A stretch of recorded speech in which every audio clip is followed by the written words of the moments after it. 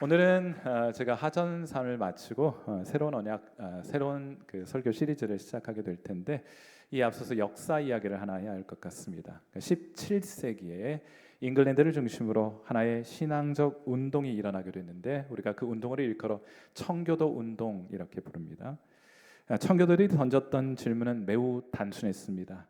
그들이 던졌던 질문, 항상 그 질문 앞에 서야만 했던 그 질문은 뭔가 하면 성경이 이것을 우리에게 명령하는가 하는 질문이었어요. 그들은 이러한 질문에 입각해서 예배를, 교회를, 그리고 목회자와 성도의 삶을 더욱더 성경적으로 개혁하고 회복하고자 했습니다. 그런데 사실 이 질문은 이게 이제 17세기 운동인데 이러한 질문은 16세기 종교 개혁자들이 외쳤던 구호를 그대로 이어받은 것이었습니다. 솔라 스크립트라, 오직 성경으로 하는 종교 개혁자들의 구호를 그대로 이어받은 것이에요. 자, 그런데 100년의 세월, 그러니까 16세기의 종교개혁자들이 솔라 스크립트라라는 구호로 종교개혁을 시작하였는데 그런데 100년의 세월이 지난 17세기에 청교도들을 통해서 이 구호가 다시 왜 외쳐지게 되었던가? 그 청교도들은 종교개혁이 아직 교회와 삶의 모든 영역에 충분히 적용되지 않았다고 보았기 때문이었습니다. 종교개혁은 신앙의 본질을 회복한 위대한 사건이었습니다. 그러나 개혁은 한 번의 사건으로 끝나는 것이 아니에요. 교회와 성도는 다시 한번 말씀 앞에 서야 하는 것입니다. 그런 의미에서 종교개혁은 영원한 미완성의 운동이었습니다. 그건 오늘날도 마찬가지예요. 우리도 이 질문 앞에 다시 서야 할 것입니다. 성경이 우리에게 이것을 명하고 있는가 물어야 할 것입니다. 그런데 우리가 한 가지 더 질문이 생기는 것이 있어요. 그건 뭔가 하면 자, 그렇다면 성경이 우리에게 말하고 있는데 성경이 말한 것인가 명령하신 것인가 이렇게 질문하고 있는데 자, 그렇다면 성경은 우리에게 무엇을 말하고 있는가 무엇을 명령하고 있는가 하는 질문이 떠오르게 됩니다. 청교도들은 성경에 등장하는 수많은 이야기와 율법과 시편과 예언들을 하나로 묶어주는 중심이 있다고 생각했어요. 그 중심이 바로 하나님의 언약입니다. 그러한 의미에서 청교도 신학의 중심은 그들의 신학의 중심은 언약이라고 불러도 무방할 것입니다. 그들은 하나님을 이해할 때도 구원과 교회를 이해할 때도 언제나 언약, 하나님의 언약이라는 틀 안에서 성경을 읽었던 것입니다. 언제나 언약의 하나님, 우리에게 언약을 주시는 하나님께로 돌아갔다 말해도 무방한 것입니다. 언제나 언약하시는 하나님께로 돌아갔어요. 약속 주시는 하나님께로 돌아갔어요. 그 약속에 신실하신 하나님께로 돌아갔던 것입니다. 미국의 어느 여자 프로 농구팀 감독에게 한 기자가 묻습니다. 농구팀을 이끌어가면서 힘에 부칠 땐 어떻게 하십니까? 여러분의 인생 살아가시는 중에 힘에 부칠 때가 있잖아요. 여러분의 힘으로 여러분의 인생의 문제를 도저히 해결할 수 없는 그런 힘에 부치는 상황에 직면할 때가 있지 않습니까? 비슷한 인생의 질문을 그에게 던진 것입니다. 농구팀을 이끌면서 힘에 부칠 땐 어떻게 하세요? 그러자 이 여자 감독이 대답합니다. 엄마한테 전화해요. 자주요. 아니, 항상이요. 하고 대답하더랍니다. 사랑하는 성도 여러분, 제가 오늘 이 아침 여러분에게 묻고 싶은 질문도 이것입니다. 여러분에게도 그런 분이 계십니까? 인생을 살면서 어려움을 만날 때가 있죠. 더 이상 내 힘으로는 감당할 수 없을 때가 있죠. 아니, 여러분이 그럴 때마다 자주, 아니 항상 여러분이 찾아가는 분이 계십니까? 사람은 혼자 살도록 지음받지 않았습니다. 누군가 자신을 붙들어주는 관계가 필요한 것이에요. 성경은 하나님께서 바로 그런 관계를 우리와 맺기 원하신다고 말씀하고 계십니다. 그리고 이때 하나님께서 관계를 세우시고 우리와 관계를 세우시고 그 관계를 붙드시는 방식이 바로 언약이라고 하는 것이에요. 우리 하나님은 언약의 하나님이십니다. 그래서 저는 오늘부터 하나님의 언약이라는 주제를 가지고 몇 주간 여러분과 함께 말씀을 나누어 보려고 합니다. 그래서 제가 좀 재미 붙였어요. 하경삼, 하임년, 하전삼. 오늘 이번 시리즈의 설교의 제목은 무엇일까요? 하언삼. 하나님의 언약 아래 살아가는 삶은 어떤 것일까? 이 질문을 가지고 몇 주간 여러분과 말씀을 나누고자 합니다. 오늘 설교의 첫 번째 요점은 이것입니다. 하나님은 우리와 언약을 맺으세요. 이 언약이라고 하는 단어는 구약 성경에서는 베리트라고 불러요. 그리고 275번이나 사용이 되어 있습니다. 이건 신약 성경은 히브리어가 아니고 헬라어로 쓰여졌는데 헬라어에서는 이 언약을 디아테케라고 말해요. 33번 모두 사용됐습니다. 엄청나게 많이 사용된 거예요. 일반적으로 이 언약이라고 하는 것은 두 당사자가 서로 맺은 계약, 여러분도 부동산 거래하실 때 계약서를 작성하잖아요. 그걸 일반적으로는 언약이라고 부릅니다. 디아테케라고 불러요. 자, 그런데 하나님과 사람 사이의 언약이라고 하는 것은 일반적인 계약과 같지 않습니다. 언제나 하나님이 먼저 시작해요. 아브라함을 찾아오신 것도 하나님입니다. 모세에게 먼저 다가온 것도 하나님이세요. 저와 여러분에게 찾아오신 분도 하나님이십니다. 그분이 언제나 이 계약을 먼저 시작하세요. 어떤 공로나 조건, 자격 때문에 이 계약을 맺으시는 것도 아닙니다. 하나님은 일방적으로 우리에게 약속하세요. 하나님은 일방적으로 은혜로 우리와 언약을 체결하십니다. 우리에게 요구되는 것은 다만 그 약속에 반응하는 것뿐이에요. 하나님의 약속을 믿는 것입니다. 그대로 될 줄 믿는 것입니다. 그것에 감사하는 것입니다. 그러므로 하나님을 기쁨으로 순종하는 것, 이것이 우리에게 요청되는 거예요. 하루는 하나님께서 아브라함에게 나타나셔서 이렇게 말씀하십니다. 창세기 15장 1절 말씀. 이후에 여호와의 말씀이 환상 중에 아브라함에게 임하여 이르시되 아브라함아 두려워하지 말라. 나는 내 방패요 너희 지극히 큰 상급이라. 내가 너의 자손을 밤하늘의 별과 같이 많게 해줄 것이라. 네가 밟고 있는 그 가나안 온 땅을 내가 너에게 줄 것이라 하고 말씀합니다. 그러자 아브라함이 이렇게 되물어요. 창세기 15장 8절 말씀. 그가 이르되 아브라함이 이르되 주 여호와여 내가 이 땅을 소유로 받을 것을 무엇으로 알리까? 그 하나님 약속의 확실성을 제가 어떻게 알 수 있겠습니까? 하고 묻습니다. 그러자 하나님이 말씀하십니다. 너는 암소와 암염소와 숫양과 산집비둘기와 또 비둘기, 집비둘기 새끼를 가져오라. 아브라함은 그 짐승들을 둘로 쪼개어 서로 마주 놓았습니다. 이때 이런 일이 일어나게 돼요. 창세기 15장 17절 해가 져서 어두울 때 연기 나는 화로가 보이며 타는 횃불이 쪼갠 고기 사이로 지나더라. 사랑하는 성도 여러분, 이것은 하나님이 아브라함과 언약을 맺으시는 장면이에요. 언약이 무엇인지를 우리에게 보여주는 장면입니다. 고대 근동에서는 언약을 맺을 때, 계약을 맺을 때 짐승을 둘로 쪼개놓고 언약 당사자들이 그 사이를 함께 걸어갔습니다. 의미는 분명하죠. 내가 이 언약을, 내가 이 계약을 깨뜨리면 여기 지금 갈라져 죽은 이 짐승처럼 되어도 좋다. 난 죽어도 좋다. 내 생명을 걸고 나는 이 계약을 지키겠다는 의미를 나타내 주는 것이에요. 핸드폰은 꺼도 좋다.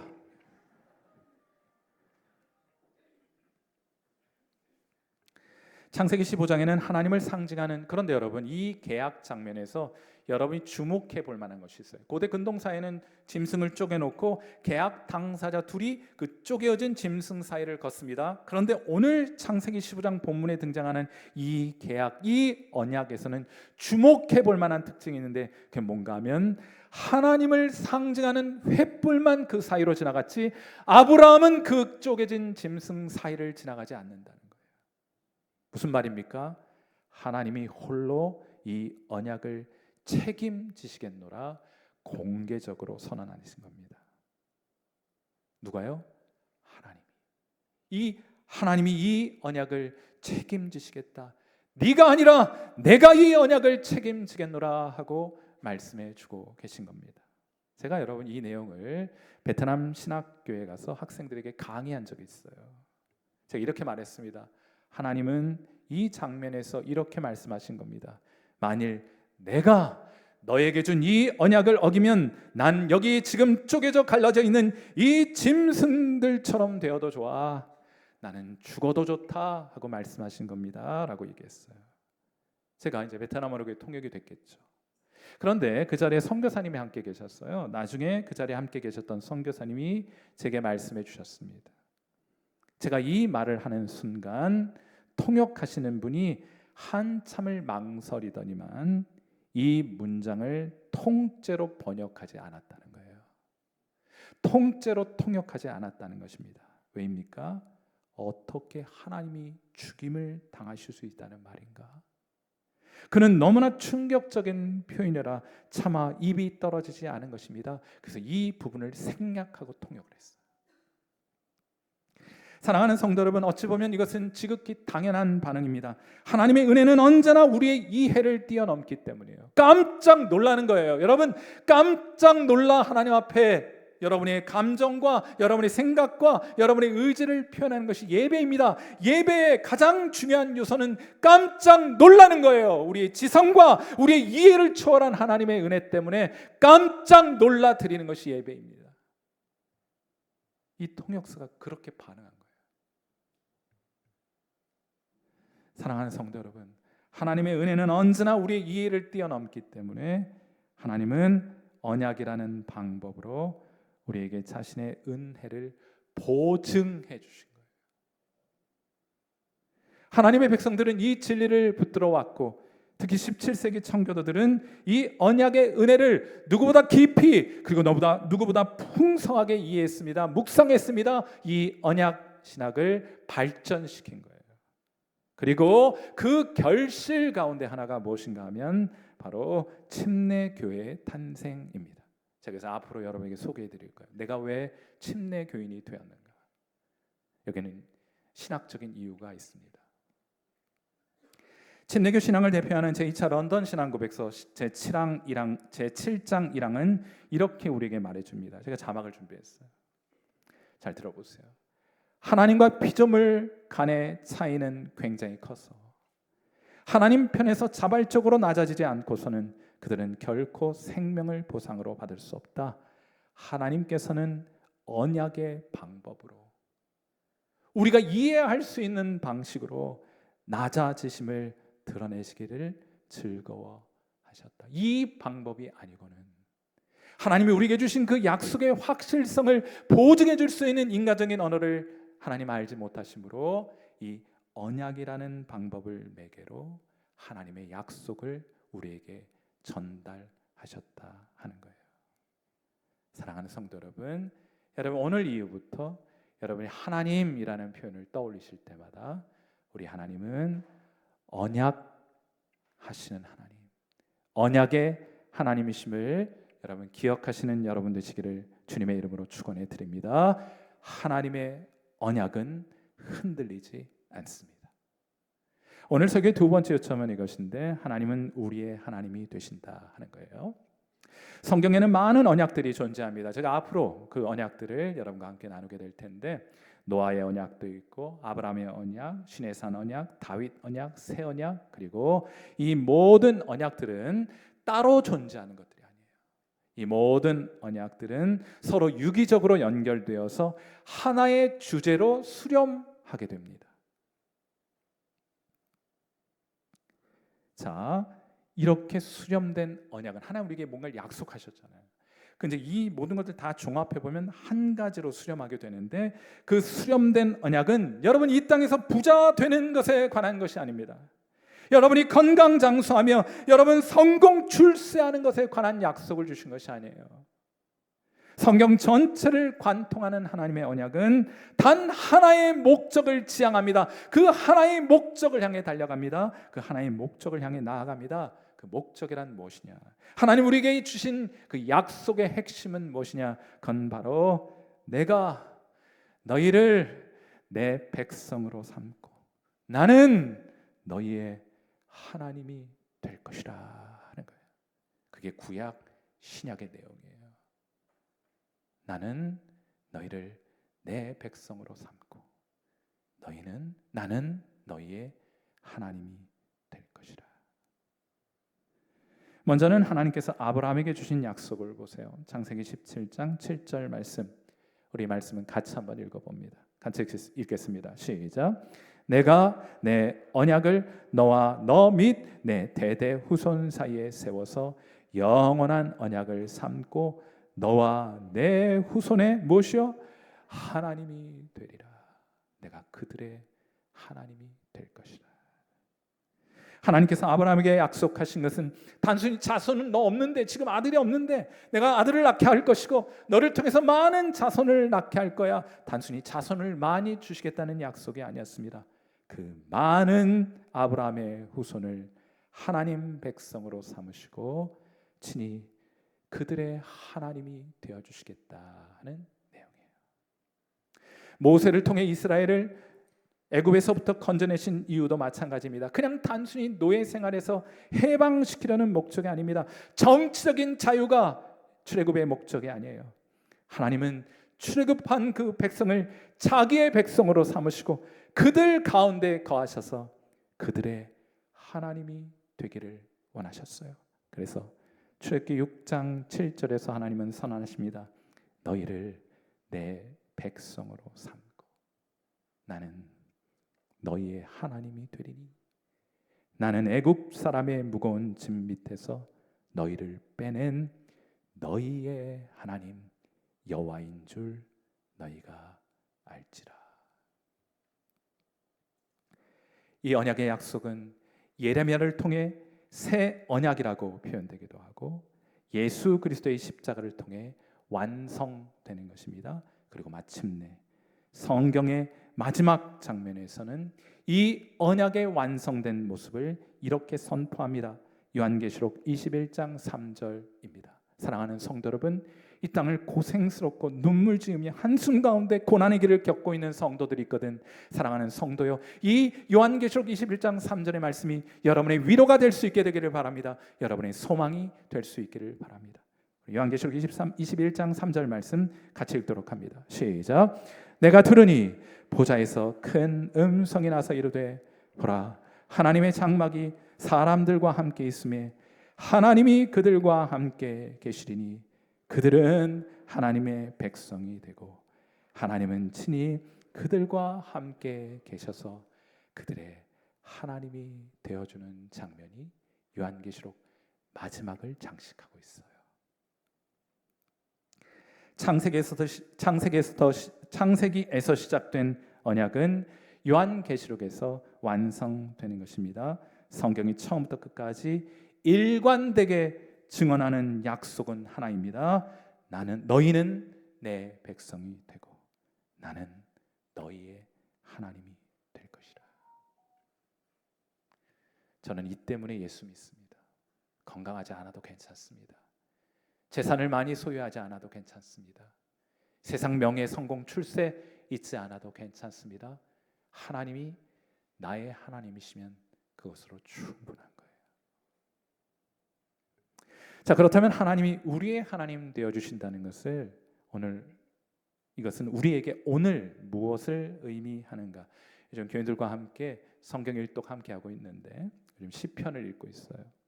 제가 이 대답을 하나님이 나의 하나님 되어주신다는 것을 오늘 내게 무엇을 의미하는가 하는 것을 저는 시편 118편 6절에서 찾아보고 싶어요. 하나님 나의 하나님 되어주신다. 이것이 오늘 내게 무엇을 의미하는가? 시편 118편 6절 말씀 우리 같이 한번 읽어봅니다. 시작. 여호와는 내 편이시라 내가 두려워하지 아니하리니 사람이 내게 어찌할까? 아멘. 하나님 누구 편이라고요? 제 편인데요. 하나님은 내 편이시라. 누구 편이라고요? 내 편이시라. 이게 하나님 나의 하나님 되어주신다는 가장 현실적인 의미가 아닐까 하고 생각해 보게 돼요. 몇 해 전 3살 된 꼬마 아이가, 남자아이가 어른들이 잠시 부주의한 사이에 이 굴러가는 자동차 트럭 바퀴 밑에 깔리는 사건이 발생을 했어요. 구조대가 도착했을 때 아이는 피를 철철 흘리면서 온몸을 심하게 떨며 경련을 일으키게 됩니다. 아빠는 이 아이를 안고 급히 응급실로 달려갑니다. 그런데 놀랍게도 검사 결과 뼈 하나 부러진 곳이 없었어요. 2톤이 넘는 차에 깔렸는데도 말입니다. 엄마는 이 소식을 듣고 놀란 가슴 달래며 병실로 달려왔어요. 아이가 누워있는 그 침상 곁에 무릎을 꿇고 하나님께 감사의 기도를 드립니다. 그때 이 아들이 엄마에게 말을 건네는 거예요. 뭐라 말했는가? 엄마, 예수님이 저를 받아주셨어요. 엄마가 묻습니다. 그래? 그러자 아들이 다시 말합니다. 네, 예수님께 고맙다고 말씀을 드렸더니 예수님이 말씀하셨어요. 천만에. 그날 밤 이 아들은 엄마와 함께 손을 잡고 감사의 기도를 드리는데 이 3살짜리, 우리 나이로는 한 4살, 5살 정도 됐을 거예요. 이 꼬마 아이가 하나님께 이렇게 기도해요. 예수님, 저를 받아주셔서 감사합니다. 예수님, 저를 받아주셔서 감사합니다. 사랑하는 성도 여러분, 이런 기적이 언제나 우리에게 일어나는 것은 아니지만 그러나 하나님은 언제나 나의 하나님이십니다. 슬픔과 재난 가운데에서도 하나님은 나의 하나님이십니다. 이해할 수 없는 고난 가운데에서도 하나님은 나의 하나님이십니다. 심지어 죽음의 골짜기 가운데에서도 하나님은 하나님의 백성들을 버리지 않으세요. 언제나 우리와 함께 하시며 우리의 편이 되어 주시는 분이십니다. 그러므로 이 언약 아래 있는, 이 언약 아래 살아가는 사람들은 오늘도 담대히 고백할 수 있게 되는 거예요. 사랑하는 성도 여러분, 저를 따라서 한번 해보세요. 하나님은, 좀 깜짝 놀라야 된다니까요. 하나님은 오늘도 내 편이십니다. 누구 편이라고요? 제 편이라니까요. 하나님은 오늘도 여러분 편에 계세요. 오늘 설교의 마지막 교점은 이것입니다. 이 언약은 오직 은혜로만 받아요. 은혜로만 맺어집니다. 하나님은 언약을 통해 우리를 하나님 당신의 백성으로 삼으십니다. 그런데 문제가 있어요. 우리가 죄인이잖아요. 죄인인 우리가 어떻게 하나님의 백성이 될 수 있습니까? 좀 더 선해져야 합니까? 더 많이 순종해야 합니까? 더 많은 공로를 쌓아야 합니까?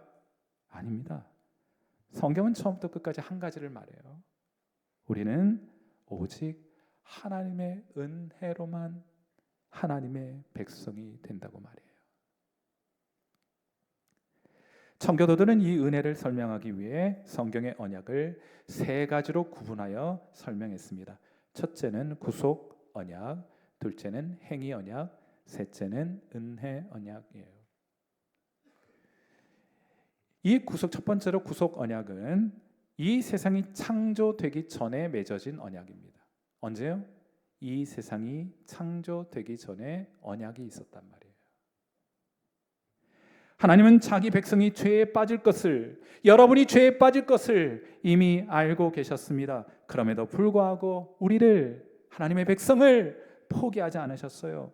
성부께서는 자기 백성을 구원하기로 하셨습니다. 언제요? 이 세상이 창조되기 전에 하나님은 우리를 구원하실 계획부터 세우셨던 거예요. 그리고 이때 성자께서는 그 백성을 위하여 자기 자신을 내어주기로 자원하셨습니다. 언제요? 이 세상이 창조되기 전에 하나님 우리를 위하여 십자가에 달릴 작정을 하신 거예요. 이때 성부께서 성자에게 말씀하십니다. 시편 2편 8절 말씀이에요.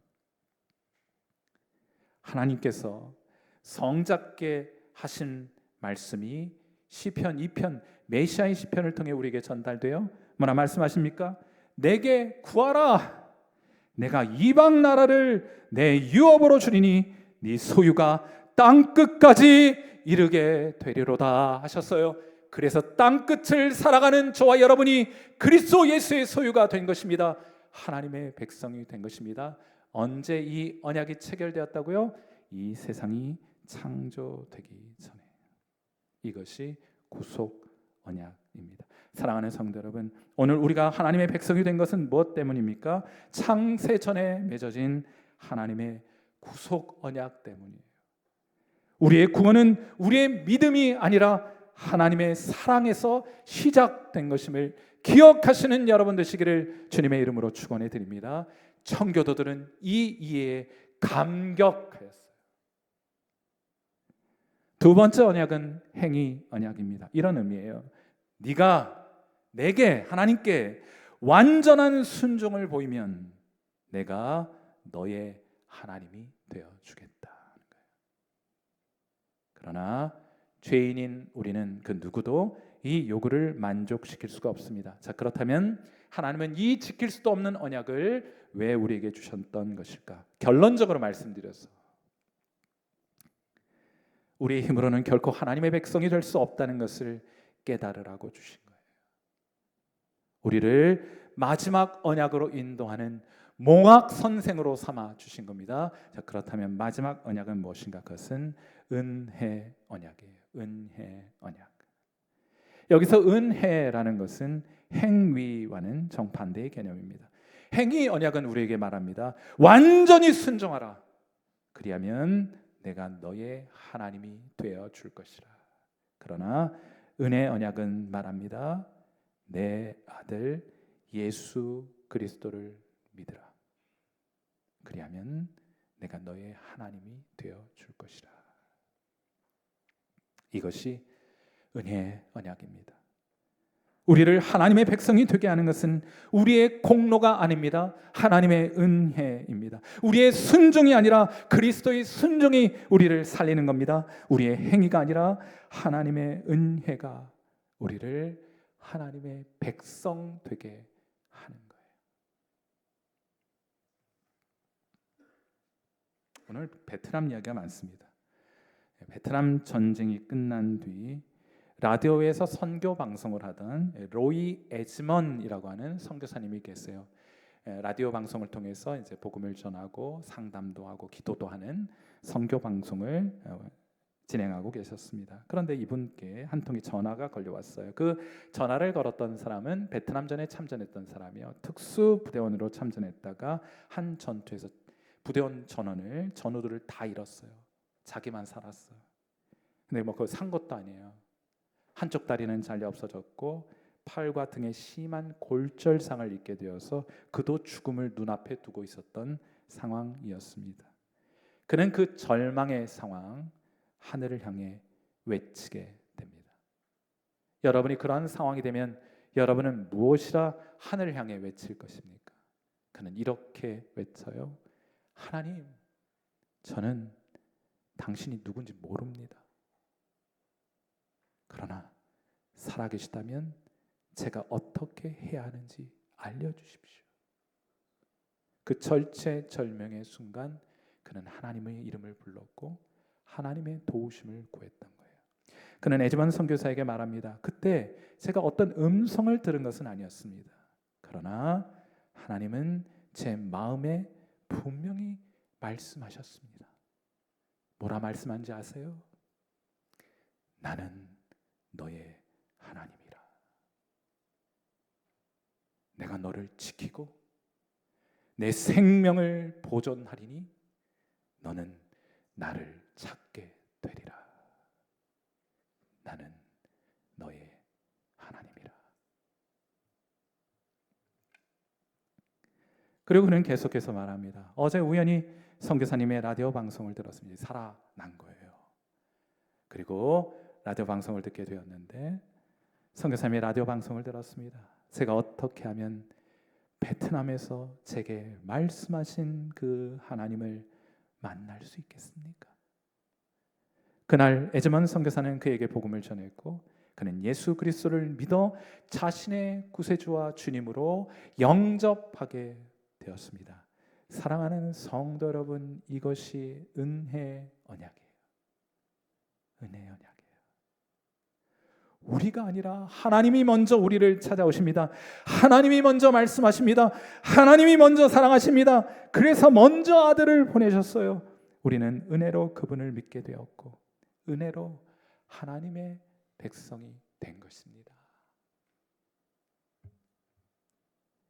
이것이 하나님께서 우리에게 주신 가장 큰 언약의 은혜입니다. 혹시 아직도 이 은혜의 언약 밖에 머물고 있는 분들이 계세요? 하나님은 오늘도 여러분을 그 언약 안으로 들어오라고 초대하십니다. 주 예수를 믿으십시오.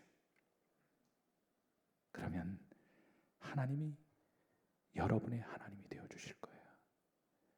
여러분 편에 서시게 될 것입니다. 여러분과 함께 하시게 될 거예요. 자, 오늘 마지막으로 이 언약 안에 머물며 이 언약 안에 거하고 있다고 믿고 있는 분들은 저를 따라서 마지막으로 한번 해보세요. 하나님은 나의 하나님이십니다. 다시 한번, 하나님은 나의 하나님이십니다. 하나님은 내 편이십니다. 함께 기도하겠습니다.